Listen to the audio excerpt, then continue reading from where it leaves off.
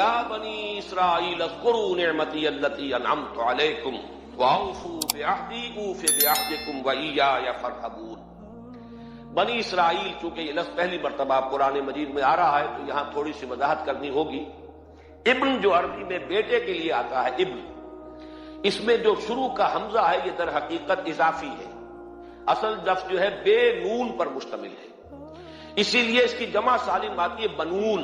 قرآن مجید میں المال والبنون زینت الحیات الدنیا، تو یہ جو اس کی جمع سالم ہے وہ در حقیقت بنون ہے، اور پھر اس کی حالت نسبی اور حالت جری بنین ہوگا، اور جب یہ مضاف بن جائے گا تو اس کا وہ نون گر جائے گا، تو اے بنی اسرائیل، اے اسرائیل کی اولاد۔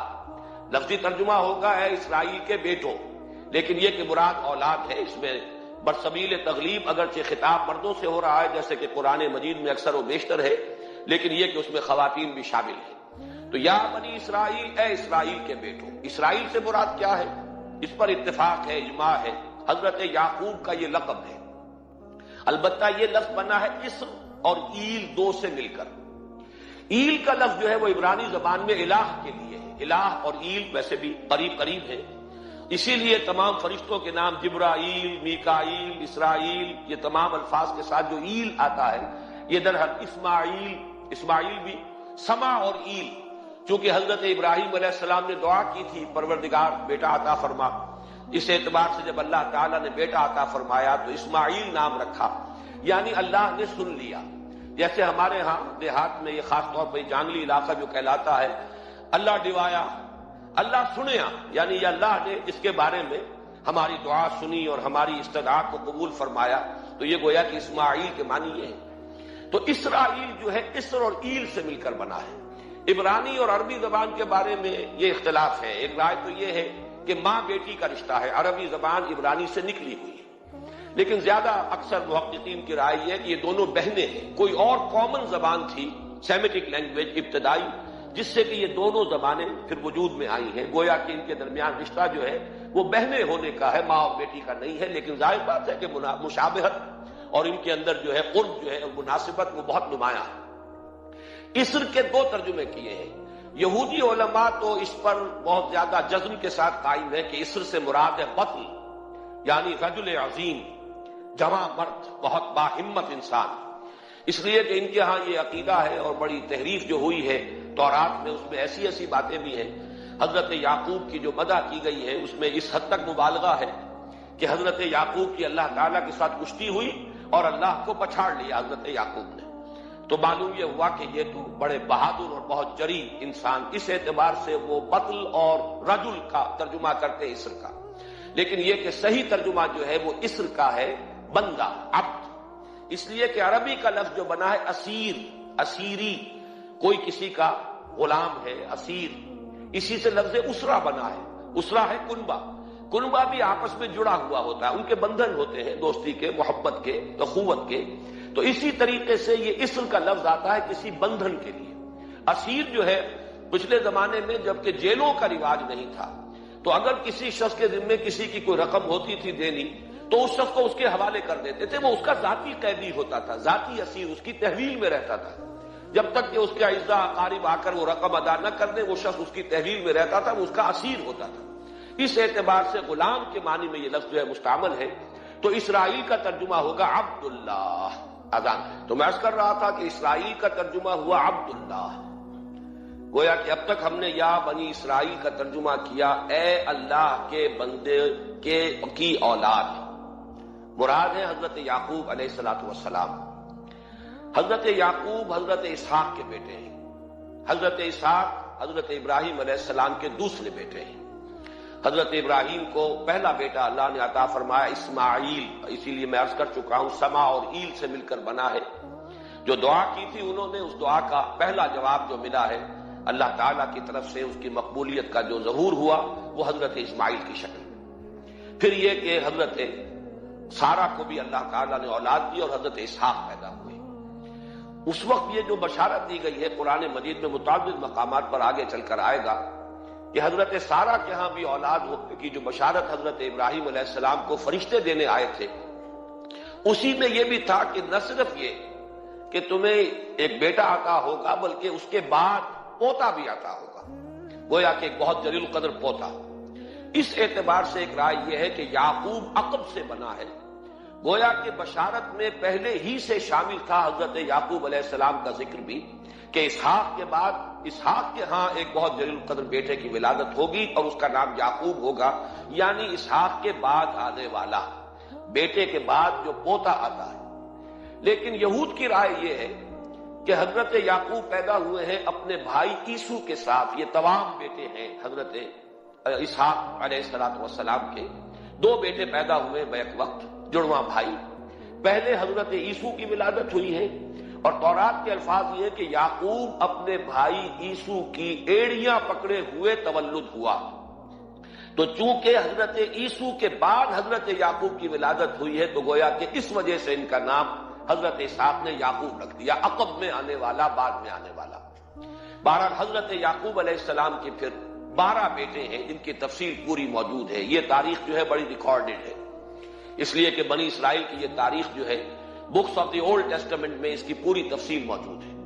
4 بیویاں تھی حضرت یعقوب علیہ السلام کی، جن سے 12 بیٹے ہوئے، 3 بیویوں سے 10 بیٹے تھے، اور سب سے چھوٹی بیوی سے 2 بیٹے تھے، حضرت یوسف اور بنیامین، اور ان دونوں سے حضرت یعقوب علیہ السلام کو بڑی محبت تھی۔ حضرت یوسف سے چونکہ یہ تاریخ شروع ہوتی ہے اس اعتبار سے کہ انہیں ان کے بھائیوں نے کنویں میں ڈالا، پھر اللہ تعالیٰ نے وہاں سے ان کے نکلنے کا سامان کیا، پھر مصر پہنچایا، پھر مختلف مراحل سے گزار کر انہیں وہاں ایک بہت اونچی پوزیشن تک پہنچایا، تو حضرت یوسف علیہ السلام سے اس اعتبار سے ان کی تاریخ شروع ہوتی ہے۔ 1906 قبل مسیح میں حضرت یوسف علیہ السلام کی پیدائش ہے، جہاں تک صحیح اندازہ کیا جا سکا ہے۔ یوں سمجھیے کہ آج سے تقریباً 4000 سال قبل یہ حضرت یوسف کی پیدائش ہے، اور حضرت یوسف پڑ پوتے ہیں حضرت ابراہیم کے۔ ان میں اگر آپ 200-250 سال کا اور اضافہ کریں تو آج سے کوئی 4,2500 سال قبل کی شخصیت بنتے ہیں حضرت ابراہیم علیہ السلام۔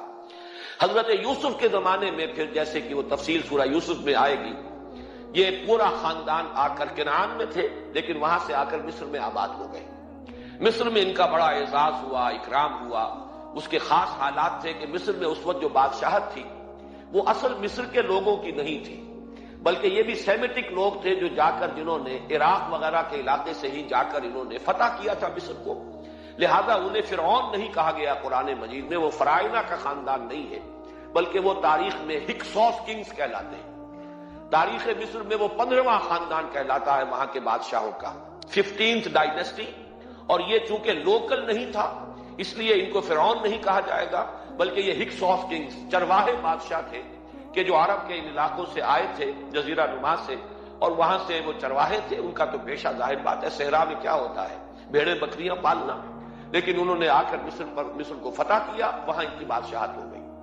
محسوس ایسا ہوتا ہے کہ ایک سیاسی پہلو موجود تھا، وہ جو بادشاہ مصر نے جس طریقے سے اعزاز کیا ہے حضرت یوسف علیہ السلام کا، پھر جو اختیار دیا، جو اقتدار دیا، جو ان کو حیثیت دی، پھر انہیں اجازت دی کہ اپنے پورے خاندان کو بلا لیں، اور پھر مصر کا بہترین جو زرخیز ترین علاقہ تھا وہ انہیں عطا کر دیا کہ یہاں آباد ہو جاؤ۔ جوشن کا علاقہ، یا گوشن بھی کہتے ہیں، جشن بھی کہتے ہیں، یہ جو نائل کا ڈیلٹا ہے، کہ جو جا کر آپ کو معلوم ہے کہ دریا جو ہے جب بہت سی شاخوں میں تقسیم ہو جاتے ہیں سمندر میں گرنے سے قبل، تو وہ ڈیلٹا جو ہے زرخیز ترین علاقہ ہوتا ہے۔ آرٹیفیشل اریگیشن کے اور نظام تو تھے نہیں، جہاں دریا ہی چھوٹی چھوٹی نہروں کی شکل اختیار کر لے، وہاں گویا کہ وہ فطری طور پر جو ہے بڑے وسیع رقبے کے اندر اریگیشن ہو سکتی ہے۔ تو اس ڈیلٹا کے علاقے میں بہترین علاقہ ان کو دیا گیا، وہاں آباد ہو جاؤ۔ وہاں یہ رہے ہیں گویا کہ پیرزادوں کی حیثیت سے۔ ابھی ان کے پاس کوئی شریعت نہیں، ابھی کوئی کتاب نہیں ملی، ابھی صرف یہ ایک خاندان ہے، حضرت ابراہیم کی نسل کا ایک خاندان، اس لیے کہ حضرت ابراہیم کی نسل میں حضرت اسماعیل کی نسل ہے کہ جو عرب میں آباد ہو چکی ہے، ان کی نسل میں پھر حضرت اسحاق کے بیٹوں میں سے بھی عیسو کی نسل وہ اور جگہ پر آباد ہو چکی ہے۔ اس اعتبار سے یوں نہ سمجھیے کہ نسل ابراہیم صرف ان پر مشتمل ہے۔ اسی طرح بنی قطورہ تیسری جو آپ کی اہلیہ تھی، ان کی اولاد بھی، تو گویا کہ یہ بہت وسیع حلقہ ہے جو اولاد ابراہیم کا ہے۔ تو اولاد ابراہیم میں سے ایک شاخ ہے جو آ کر، یعنی حضرت یعقوب کے 12 بیٹے اور حضرت یعقوب بھی آ کر یہاں آباد ہو گئے، اور یہاں پھر یہ کچھ عرصے تک تقریباً 100-150 برس تک تو بڑے عیش میں رہے۔ یہ تقریباً یوں سمجھیے کہ 1850 قبل مسیح میں ان کا داخلہ ہوا ہے مصر کے اندر، اور وہاں پر 150 برس جو ہیں انہوں نے بڑے عیش میں گزارے ہیں۔ یہ پیرزادے تھے اس لیے کہ بادشاہ معتقد ہو چکا تھا حضرت یوسف علیہ السلام کا، اگرچہ یہ تو ثابت نہیں ہوتا کہ وہ ایمان لایا ہو حضرت یوسف علیہ السلام پر، اس کا کوئی ثبوت نہیں، لیکن معتقد تھا، اور ان کی نیکی کا، پارسائی کا، شرافت کا، ذہانت کا، صلاحیتوں کا اعتراف پوری قوم کو تھا، جس طریقے سے کہ انہوں نے اس ملک کی جو نیا ہے اس کو جس طرح پار لگایا ہے، وہ شدید ترین قحط کا جو ایک دور آیا اس میں سے، اور جتنا بہترین انتظام کیا اس کی بنا پر ان کی صلاحیتوں کے سب معترف تھے۔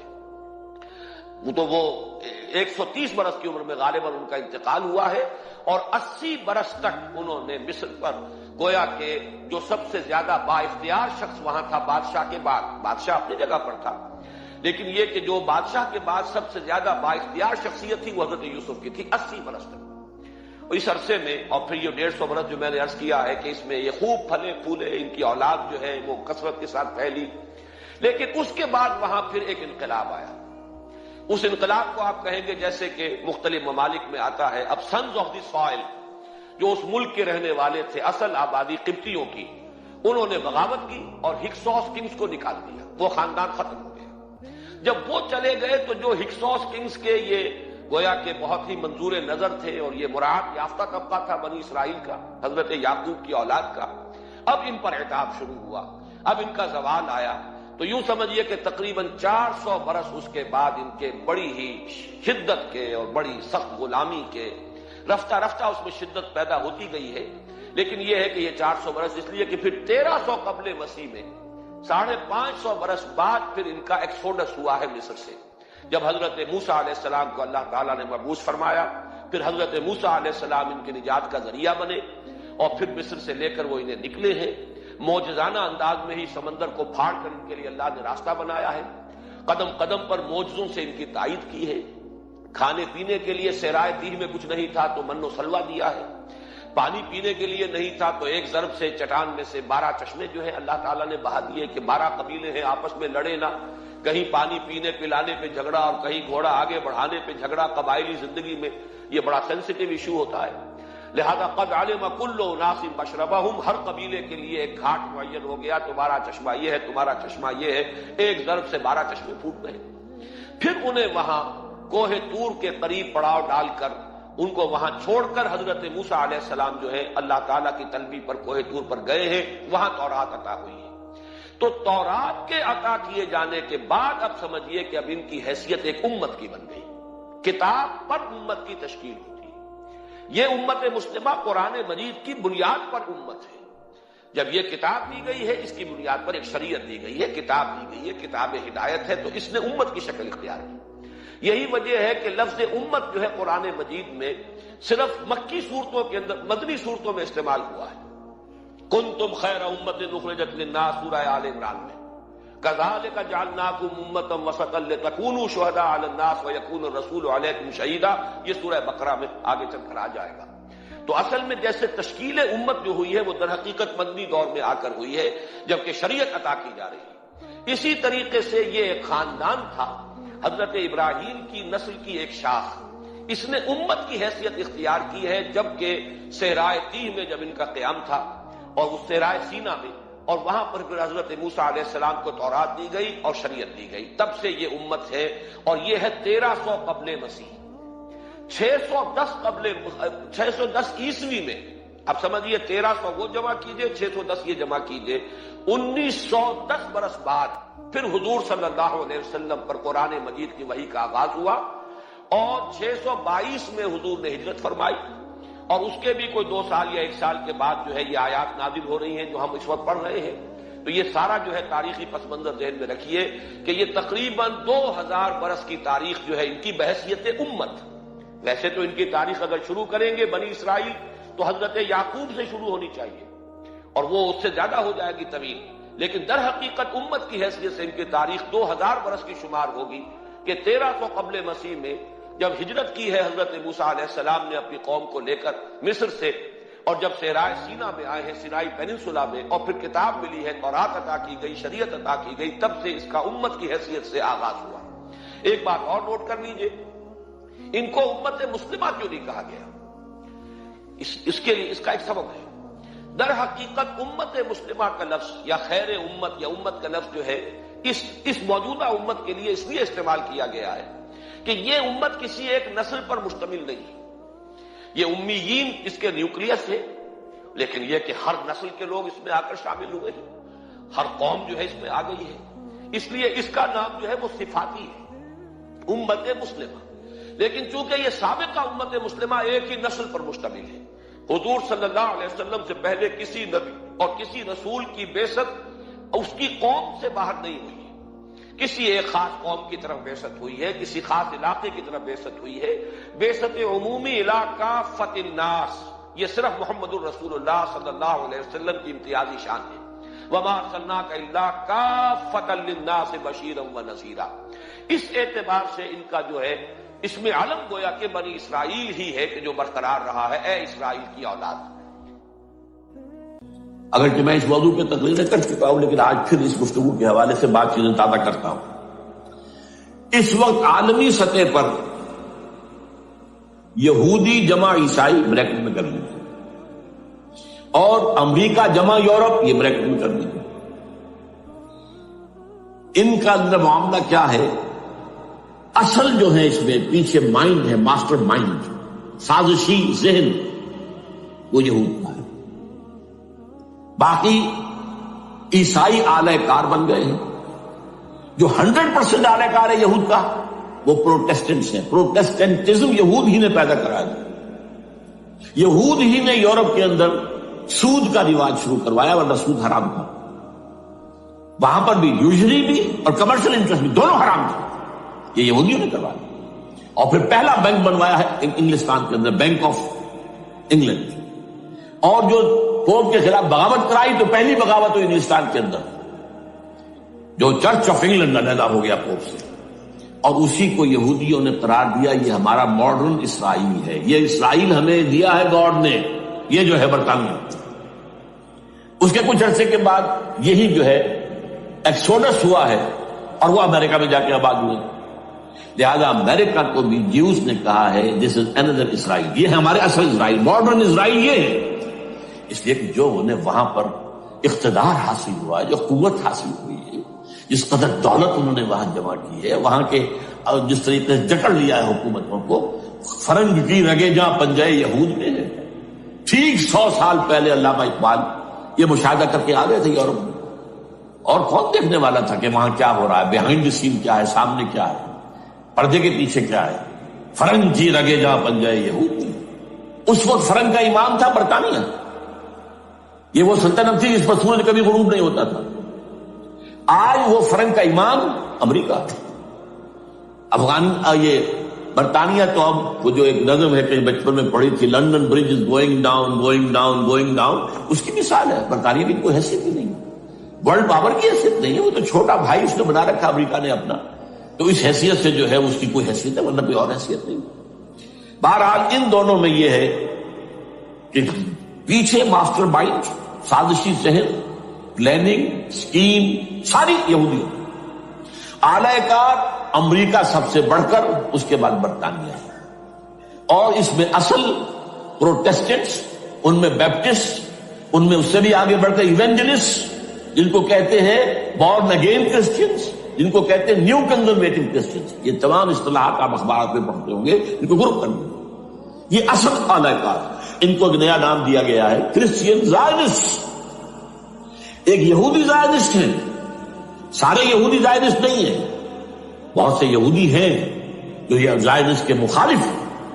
چنانچہ میری ہیوسٹن میں ملاقات ہوئی تھی ڈاکٹر وشو برانڈ، بہت بڑا پروفیسر ایمیریٹس یہودی. لیکن یہ کہ اس نے کہا، بڑے اجتماع میں کہا، ہمارا اجلاس تھا وہاں پر، ہم نے یہ جو ہے بلایا تھا ایک یہودی، ایک عیسائی اور ایک مسلمان، تینوں جو ہے وہ تقریریں کریں. نے کہا تھا کہ وی آر ناٹ سپورٹنگ اسرائیل. اس نے وہ عیسائی جو آیا ہوا تھا پروفیسر، اس کی they are supporting Israel, we are not supporting Israel. اسی طرح میری جو ہوئی تھی round table conference, round table, اس میں ایک یہودی پروفیسر تھے، وہ ہسٹری کے پروفیسر، میں نام بھول رہا ہوں ان کا. انہوں نے کہا آئی ایم اینٹی زائنزم، میں زائنزم کے خلاف ہوں. تو زائنسٹ جو ہے اصل میں ایک سیکولر یہودیوں کی تحریک ہے، اور اس کے سب سے بڑے سپورٹرز کرسچن زائنسٹ وہ امریکہ میں بیٹھے ہوئے۔ یہ ہے صورتحال۔ یہ جان لیجئے کیتھولکس جو ہیں یہ اتنے پرو یہودی نہیں ہیں، اب رفتہ رفتہ وہ بھی اس کے اندر آ کر شامل ہو گئے۔ یورپ جو ہے زیادہ کیتھولکس ہے، رومن کیتھولکس۔ رومن کیتھولکس کا یہ بھی آپ نے جملہ پڑھ سنا ہوگا کہ یہ جو ترکی جو ہے ہمارا ملک، یہ جو کوشش کرتا رہتا ہے گھسنے کی یورپین یونین کے اندر، تو ایک دفعہ جان شراق نے کہا تھا، بڑا پیارا جملہ تھا، Why doesn't Turkey understand that we are a Christian club؟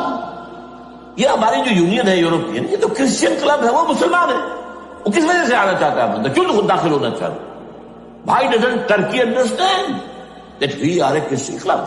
لیکن یہ ہے رومن کیتھولکس، اور ان کا میں بعد میں آپ کو بتاؤں گا۔ یہی آپ کو معلوم ہے کہ یورپ نے عام طور پر اسرائیل کا اتنا ساتھ نہیں دیا جتنا جو امریکہ دیتا رہا، اور کسی درجے میں ان کے دلوں میں سافٹ کارنر جو ہے عرب فلسطینیوں کے لیے بھی رہا ہے۔ یہ معاملہ ایران کے بارے میں بھی رہا ہے، جس قدر اسٹرانگ ایکشن امریکہ لینا چاہتا ہے یہ جو ہے اس کے ساتھ نہیں ہے۔ یہ دونوں کا فرق ہے، وہ میں اس کا ایک بنیاد بعد میں بتا دوں گا آپ کو۔ بہرحال ان کا ایک جو ایجنڈا ہے وہ دو، سمجھیے کہ دو اس کے نکات ہیں، دو رسیوں کے مانند یہ آپس میں بٹا ہوا ہے۔ پہلا، عالم اسلام کے مادی اور مالیاتی وسائل خصوصاً تیل پر قبضہ، یہ ان کا دنیاوی اعتبار سے، دولت کے اعتبار سے، وسائل کے اعتبار سے اس وقت کا ایجنڈا ہے۔ ویسے تو اس سے اوپر وہ چاہتے ہیں پوری دنیا پر، وہ تو بعد کی بات ہے، لیکن ابھی نہ وہ روس کو چھیڑ رہے ہیں نہ چین کو چھیڑ رہے ہیں۔ چین تو ان کا سب سے بڑا جو ہے بزنس پارٹنر ہے، سب سے بڑا، اور چین کو رفتہ رفتہ وہ اپنی لائن پر لا رہے ہیں۔ اب تو صرف یہ کہ وہ ایک پارٹی گورنمنٹ وہاں رہ گئی ہے جو کہ کمیونزم کے دور کی یادگار ہے، باقی ان کی جو اکانومی ہے وہ تو آ چکی ہے اسی رخ کے اوپر جو یورپ کی ہے، مغرب کی ہے۔ نمبر دو ایجنڈا کیا ہے؟ دنیا میں کہیں بھی اسلام کے بحیثیت ایک نظام زندگی ظاہر ہونے کا کوئی موقع نہیں دینا۔ We have to nip the evil in the bud at any cost۔ یہ ان کے ایجنڈے کا دوسرا بڑا ہے۔ یہ دو ہیں انٹرٹوائنڈ، جیسے آپ لڑیوں کو پٹ دے کر رسی بناتے ہیں، ایسے یہ دو لڑیے ہیں۔ اسلام کا پولیٹیکل سوشو اکنامک سسٹم کہیں نہ آ جائے دنیا، ہو نہ جائے آشکارا شر پیغمبر کرے، یہ ابلیس نے کنکلوڈ کیا۔ وہ جو ابلیس کی مجلس شورا ہے، ہو نہ جائے آشکارا شر پیغمبر، کہیں ایسا نہ ہو کہ پیغمبر کی شریعت دنیا کے سامنے آ جائے، پیغمبر کا نظام آ جائے۔ الحذر،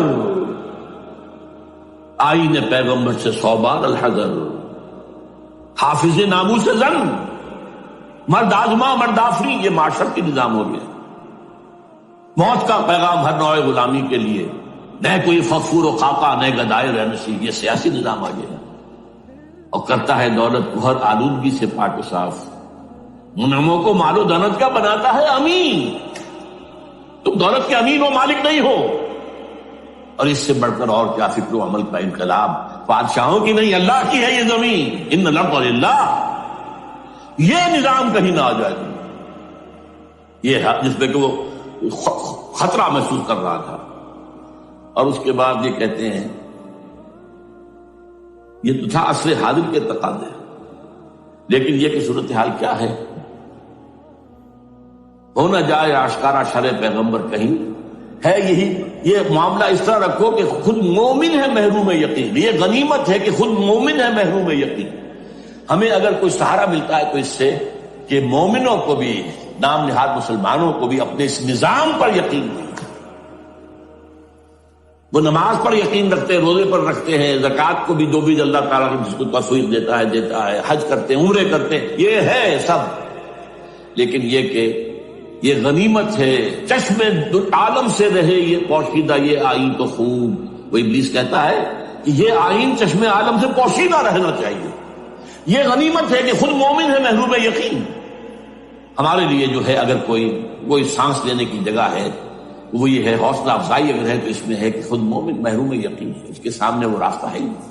اب لیجیے یہودیوں کے ایجنڈے کو میں تجزیہ کر رہا ہوں۔ سب سے پہلے World Bank, IMF، globalisation, TRIPS, ان تمام ہتھ کنڈوں کے ذریعے عالمی مالیاتی استعمار جو بظاہر امریکہ کا ہوگا حقیقت میں یہود کا ہوگا۔ یہودیوں کے نزدیک پوری نوع انسانی حیوانوں کے مانند ہے۔ They are not human beings, they are goyims, they are gentiles. یہ انسانی شکل میں حیوان ہے، اور جیسے حیوانوں کو ایکسپلائٹ کرنا، استعمال کرنا انسانوں کا حق ہے۔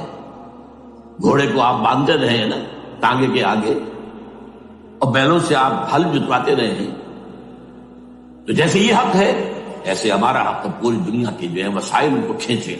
ہاں جیسے گھوڑے اور بیل کو بھی کچھ نہ کچھ دانہ تو ڈالنا پڑتا ہے، چارہ تو دینا پڑتا ہے، تو ان کو بھی کچھ دو۔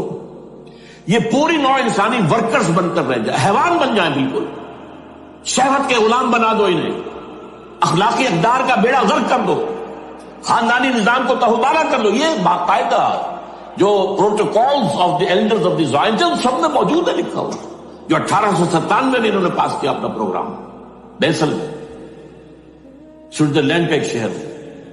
Protocols of the Elders of the Zion, ان کو حیوان بنا دو، بس حیوانوں سے کام لیتے رہو۔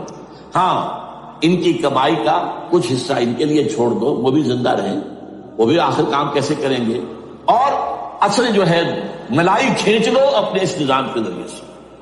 World Bank, IMF، stock exchange, TRIPS, globalisation, اس کے ذریعے سے عالمی مالیاتی استعمار۔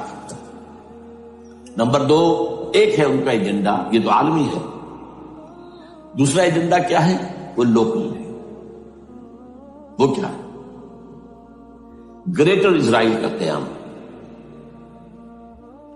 جس میں مصر کا سارا زرخیز علاقہ شامل ہوگا، جو ڈیلٹا کا علاقہ کہلاتا ہے، جہاں کے اس وقت کے بادشاہ نے، حضرت یوسف علیہ السلام کے زمانے کے بادشاہ نے، وہ فرعونہ کے خاندان میں سے نہیں تھا، وہ عرب تھا، عربوں ہی سے کسی وقت کوئی قوم آئی تھی جو کہ مصر پر قابض ہو گئی تھی۔ اس نے حضرت یوسف کے خاندان کو لا کے وہاں آباد کیا، بہترین جشن کا علاقہ کہلاتا ہے، بہترین۔ وہ کہتے ہیں ہمارا ہے، ہم رہے وہاں پر کئی سو برس تک رہے، عراق ہمارا ہے، وہاں ہمیں قید میں رکھا گیا، نبوکدنضر دے گیا تھا۔ عرب کا شمالی حصہ جو ہمارا ہے، وہاں خیبر میں یہودی قلعے تھے، اور وہاں مدینے کے اندر جو ہے 3 قبیلے یہودی تھے جنہیں محمد نے صلی اللہ علیہ وسلم وہاں سے نکال پار کیا تھا۔ یہ جارڈن وارڈن، یہ ترکی کا بھی کچھ حصہ ہمارا ہے، باقی پورا لبنان اور پورا فلسطین، یہ سب اس کے اوپر بنے گا ایک greater Israel. This is there local agenda, اور اس کے لیے ضروری ہے ایک بہت بڑی جنگ، ایسے آسانی سے نہیں ہو جائے گا۔ آرمگیڈون، جس کو حضور نے فرمایا الملحمۃ العظمیٰ، الملحمۃ الکبریٰ، بہت بڑی جنگ، جس کی خوفناکی اور تباہناکی کا اندازہ اس سے کیجیے۔ حضور فرماتے ہیں کہ اگر ایک باپ کے 100 بیٹے یا ایک دادا کے 100 پوتے ہوں گے تو ان میں سے 99 ختم ہو جائیں گے، ایک بچے گا۔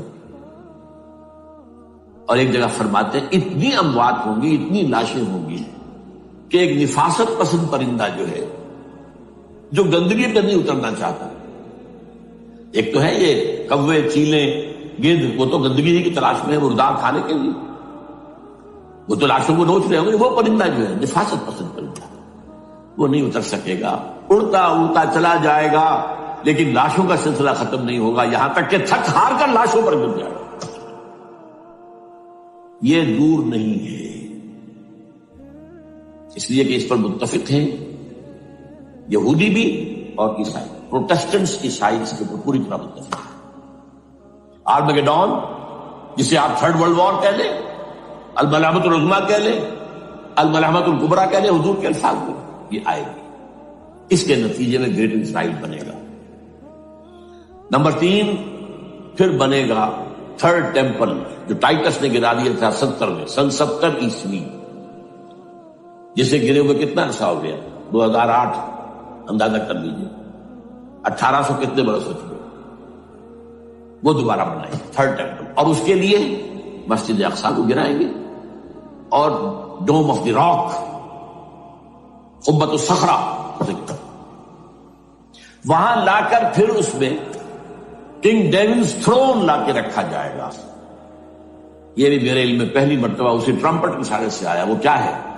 حضرت داؤد کا. آج سے کتنے ہزار سال پہلے کی بات ہے، اندازہ کیوں، 1000 قبل مسیح، اور یہ اب 2000 ہو گیا عیسوی، 3000 برس تو ہو گئے. وہ کیا تھا؟ ایک پتھر تھا جس پر بٹھا کر حضرت داؤد کی تاج پوشی کی گئی تھی. پھر اسی پر حضرت سلیمان کی تاج پوشی ہوئی، پھر اسی پر ان کے بادشاہ آتے رہے، تاج پوشی ہوتی گئی. ٹائٹس نے جب گرایا ہے سن 70 عیسوی میں، یروشلم کو برباد کیا، 1,33,000 یہودی ایک دن میں قتل کیے، ایک دن میں، باقی نکال دیا، بھاگ جاؤ یہاں سے. اس کو کہتے ہیں diaspora, that started in 70 AD. یہ منتشر ہو گیا، جس کا جہاز سنگھ سمایا چلا گیا، یورپ میں چلے گئے، شمالی افریقہ میں، مسلمان ملکوں میں، انڈیا میں آ گئے، ایران میں آ گئے، سب ملا وہاں سے نکال دیے ڈائسپورا. بہرحال وہاں سے وہ ٹائٹس وہ پتھر لے گیا، وہ روم میں لے گیا. روم سے کسی طرح وہ آئرلینڈ پہنچ گیا. آئرلینڈ پیور کیتھولک ملک ہے، آپ کو معلوم ہوگا، اور وہاں پر پروٹیسٹنٹس کی اور کیتھولکس کی جنگیں ہوتی رہتی ہیں. کبھی بھی شیعہ سنی مسلمانوں کی اس طور سے خانہ جنگی نہیں ہوئی ہے جیسے کہ وہاں ان دو عیسائیوں میں، کیتھولکس اور پروٹیسٹنٹس میں ہوتی ہے. وہ رومن کیتھولک ملک ہے بیچ. وہاں سے وہ انگلینڈ میں آیا. انگلینڈ میں جب آ گیا، بلکہ وہاں سے اسکاٹ لینڈ سے انگلینڈ میں پھر اس کو ایک کرسی کے اندر اس کی سیٹ کی حیثیت سے بنا کر ایک تھرون کی شکل دے دی گئی. اور وہ جو ویسٹ منسٹر ایبے ہے، برطانیہ کے پارلیمنٹ کے ساتھ جو چرچ ہے، ویسٹ منسٹر ایبے، وہاں اس کو لا کے رکھ دیا گیا.